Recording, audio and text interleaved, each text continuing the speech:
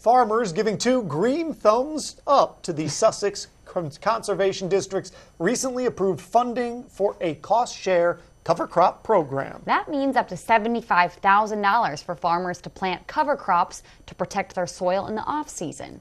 WRDE Coast TV News reporter Tori Seagraves shows us how programs like these help local farmers and the environment in the long run. You might think this little yellow plane is spraying the crops below, but it's actually seeding the ground with cover crops through a device like this one. Brian Tull and his family own this farm where corn, soybean, and wheat grow. He says having this done during their harvest right now is a big help. We're very busy trying to get the crops out. Weather can play, havoc on trying to do that, so any help we can get, especially from the guys in the air, they can get in, apply, and it's very effective.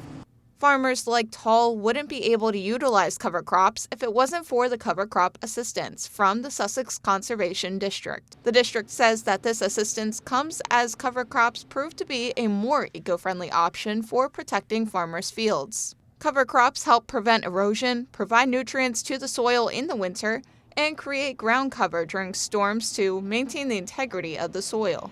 Corman spraying seed cover crops by plane to give farmers a more cost-effective option outside of the district's help. We also have gone into adding a mix of cover crops into our farm fields, and that's because it allows for farmers to have less input cost in the future.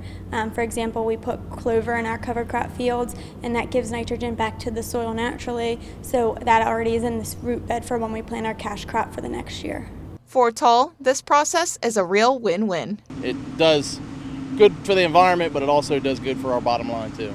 If you are planning on applying to the cost share program, it's important to remember that those cover crop acres cannot be covered in manure until March 1st of 2024. I'm Tori Seagraves in Greenwood, Coast TV News.